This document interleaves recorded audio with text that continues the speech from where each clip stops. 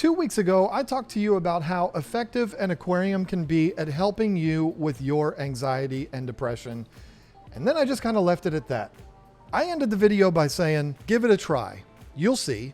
And when you figure it out, come back to this video and tell me your story in the comment section. That ain't right. You should try this thing, but I ain't gonna tell you how to do it. Yeah, thanks so much for pointing that out, Carl. You're so kind. Today we're gonna fix that. This is part one of a series of videos where we're gonna go back to the beginning, start from scratch, and guide you through the entire process of starting an aquarium. But we're gonna do it with a little twist. Not only are we gonna talk about how to set up your first aquarium, and Carl over there is gonna help us with that, we're gonna show you how to do this on easy mode. Because let's face it, if you start up an aquarium and things go badly, That sure ain't gonna be good for your mental health. exactly, it'll make it worse.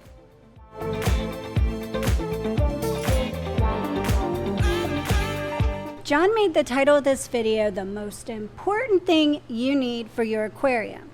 And I'm not going to make you wait till the end to hear what that is. Thank you. I've got stuff to do. Yeah, because you're so busy licking your butt and doing what cats do. Anyway, the most important decision that you make should also be one of the first decisions that you make, and that is, what fish are you going to stick in a tank? This is the most important decision because every other decision you'll make will be based on the fish you choose. A lot of new fish keepers decide on the size of their new aquarium first, and this is a huge mistake. If you decide the tank size first, then when you go to buy fish for it, your choices of fish will be kind of limited. Here's what happens. You set up this 20-gallon tank because you think that's the best size tank to start out with, and I would say that's a great size to start out with. But sometimes the problem could be you go to a fish store, you see all these amazing fish, and the one you fall in love with, it might actually need a bigger tank. Trust me, I've been there and it's so frustrating. If you go to the store and you shop for fish first, it'll guide you on what size tank to get and you won't be setting yourself up to be disappointed.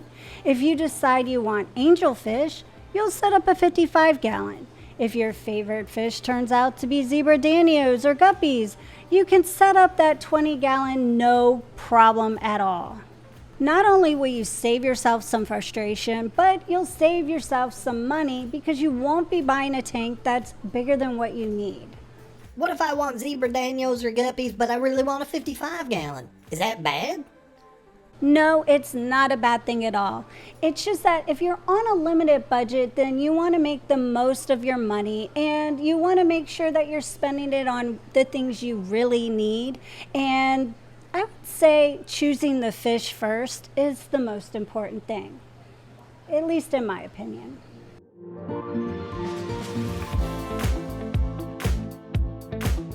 The next decision you're going to want to make is where to put this thing. Now, you might be in a situation where you only have one option for where you're going to put an aquarium. And if that's true, that's fine. But if you have a lot of options, there's several things to think about.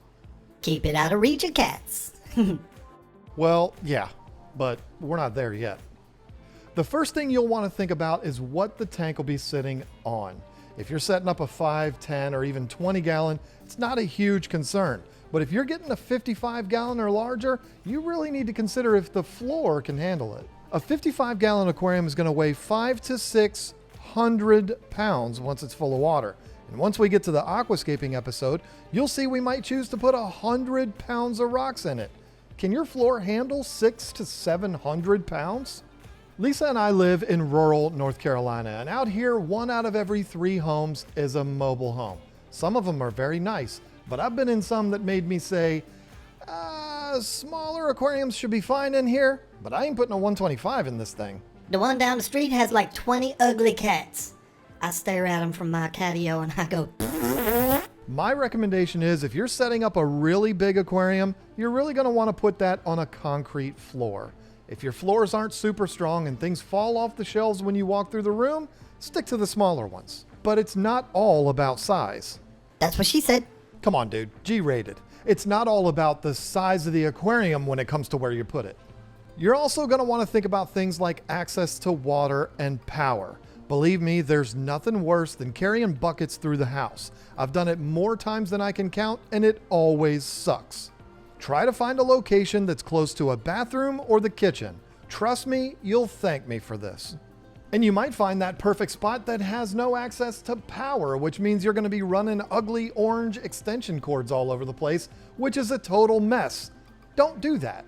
Can your floor handle it? Do you have access to water, and do you have access to power? Don't forget all three of those things.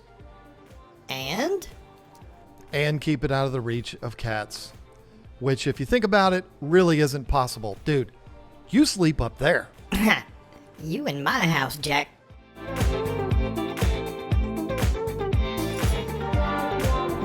When it comes to the best place to buy aquariums, there's really no perfect answer to that because it's all going to depend on what you have access to. We always recommend going to your local fish store first. Just do a quick Google search to find them in your area. If all you have around you is a big box pet store, those are fine too. Please just don't order an aquarium off of Amazon. I'm not saying that because of the video John did a few weeks ago about Amazon. I'm saying it because you want to be able to see what you're getting. Measure it to make sure it'll fit in your space and know that it's exactly what you want. That is just so important. This is one of the best parts about the whole process. Trust me when I say getting it in person is such a better experience than ordering online.